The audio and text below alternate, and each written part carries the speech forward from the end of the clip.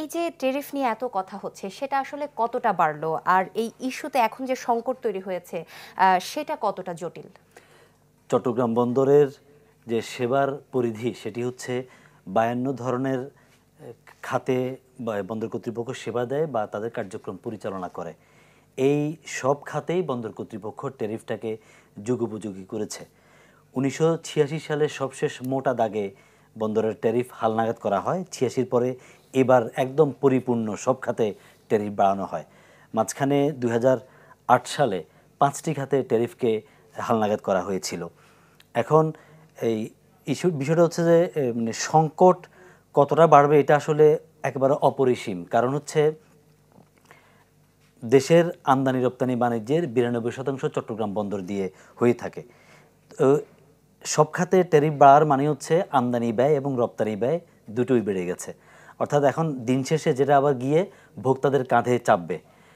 আমদানি ব্যয় বাড়া মানে আমদানিকারক সেটার যে দাম, পণ্যের যে দামের সাথে তার বাড়তি খরচটাকে যোগ করে বাজারে সেটার দাম নির্ধারণ করবে।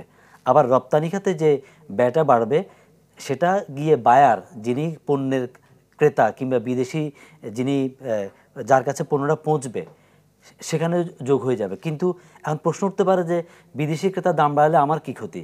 বিদেশি ক্রেতা যখন পণ্যের দামটা দেয় তখন তার যে খরচ, সে খরচটাকে মাথায় রেখে কিন্তু দাম দেয়। অর্থাৎ আমার এখানে দামটা কমে যাবে কিংবা আমার ব্যয়টা বেড়ে যাবে।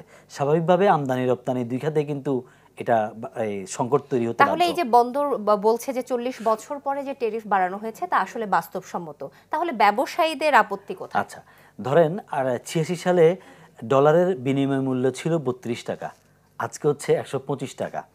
এখন ব্যবসায়ীদের দাবি হচ্ছে যে এমনিতেই ৩২ টাকা থেকে যখন ডলারের বিনিময় মূল্য ১২৫ টাকা হয়ে গেল তখন স্বাভাবিকভাবেই তো এই ট্যারিফ বেড়ে গেছে। তাহলে আবার যদি এটাকে আপনি এখন ৪১% বাড়ান, যেমন ওই যে যেটা বলছিলাম যে ৫২ খাতে বন্দর কর্তৃপক্ষ সেবা দিয়ে থাকে, এই ট্যারিফ বাড়াতে গিয়ে দেখা গেছে কোনো কোনো জায়গায় ৬০০% পর্যন্ত বেড়েছে, গড়ে সেটা ৪১%। তো ৪১% আপনি একদিকে বাড়িয়েছেন, আরেকদিকে ডলারের বিনিময় মূল্য বেড়েছে।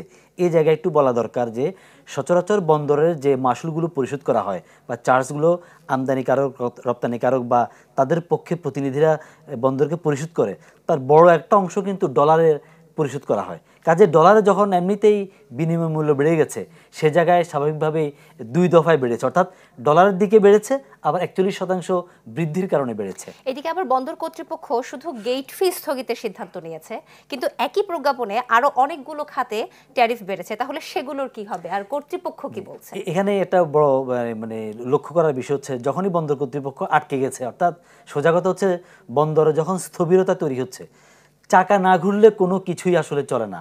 যখন আমদানি পণ্যের কন্টেনার বা আমদানি পণ্যগুলো বন্দর থেকে খালাস করা হচ্ছে না, একই সাথে এই ইস্যুতে রপ্তানি পণ্য কিন্তু বন্দরে পৌঁছা একরকম মানে থমকে গেছে, তখনই বন্দর কর্তৃপক্ষের টনক নড়েছে। এখন এখানে বিষয় হচ্ছে যে বন্দর তো শুধু গেট ফিটা বাড়ায় নাই, বন্দর সরকার বাড়িয়েছে, এটা বন্দর কর্তৃপক্ষ না, সরকার বাড়িয়েছে কিন্তু ট্যারিফের অংশ হিসেবে কিন্তু বেড়েছে গেট ফি। তো এখন গেট ফি যে আপনি কমিয়েছেন, বন্দর কর্তৃপক্ষ আজকে বৈঠক করে কমায়নি, স্থগিত করেছে, বলেছে যে মন্ত্রণালয়কে জানানো হবে, তাদের সাথে আলাপ আলোচনা করে পরবর্তী সিদ্ধান্ত জানানো হবে, সে পর্যন্ত এটা স্থগিত থাকবে। কিন্তু আপনি একটা স্থগিত করলেও বাকি স্টেক হোল্ডার যারা বন্দরে বাকি সেবা গ্রহীতা বা দাতা যারা বন্দরকে পে করবে, এখন তাদেরও তো প্রশ্ন আসতে পারে তাহলে আমাদেরটা, এটা নিয়ে কিন্তু একটা জটিলতা হতে পারে। তবে আমরা আশা করব এটা একটা গতকাল সহনশীলতা থাকবে। ব্যবসায়ীরা সরকারকে ৭ দিনের সময় বেঁধে দিয়েছে, বলেছে দাবি না মানলে বন্দর অচল করে দেয়া হবে। এ নিয়ে কর্তৃপক্ষ কিছু বলেছে কিনা, আর সরকার ব্যবসায়ীদের দাবি আসলে কতটা অনুধাবন করতে পারছে? সরকার অনুধাবন করতে পারে, কারণ সরকার তো আসলে দেশ চালায়, মানুষ চালায়, ব্যবসা চালায়। সরকার নিশ্চয়ই অনুধাবন করছে এবং তারা নিশ্চয়ই চিন্তাভাবনা করছে। আমরা হয়তো সহসা এটার একটা প্রতিফলন দেখব। কিন্তু এটা আপনি যেটা প্রথম প্রশ্ন ছিল, আসলে দুঃখিত আপনার প্রশ্ন আমি একটু মিস করছি। গেট ফি যেটা, আচ্ছা ৭ দিনের জি যে ৭ সময় দিন, বেঁধে সেটা হচ্ছে যে দিয়েছে। গতকালকে পোর্ট ইউজার্স ফোরামের বৈঠকে সিদ্ধান্ত হয়েছে চট্টগ্রামের যত ব্যবসায়ী সংগঠন আছে সব সংগঠনের নেতারা সেখানে সংহতি প্রকাশ করেছেন পোর্ট ইউজার্স ফোরামের প্রতিবাদ সভায়। তারা সর্বসম্মতভাবে এক হয়েছেন ১ সপ্তাহের মধ্যে যদি এই ট্যারিফ কাঠামো না হয় তাহলে 1 সপ্তাহ পরে বন্দর অচল করে দেওয়া হবে। যার অংশ হিসেবে আজ সকাল থেকে প্রতিদিন 4 ঘন্টার জন্য এই যে আমদানি রপ্তানি কাজ যারা সরাসরি করে বা খালাস কাজ এবং জাহাজীকরণের কাজ যারা করে সেই সিএনএফ এজেন্ট এবং তাদের কর্মচারীদের কর্মবিরতি শুরু হয়েছে এবং আরও 2টি সংগঠনও এই কর্মবিরতিতে যাচ্ছে। কাজেই এটা সহসা আসলে সব পক্ষকে নিয়ে যদি যৌক্তিক সমাধানে না যায় তাহলে জটিলতা কাটবে না। ফখরুল, আপনাকে অসংখ্য ধন্যবাদ আপনাকে যুক্ত ধন্যবাদ। হওয়ার জন্য। দর্শক, বর্ধিত টেরিফ ইস্যু নিয়ে বন্দরে যে অচল অবস্থা, এটি নিয়ে আমরা আলোচনা করছিলাম চ্যানেল 24 এর স্পেশাল রিপোর্টার ফখরুল ইসলামের সাথে।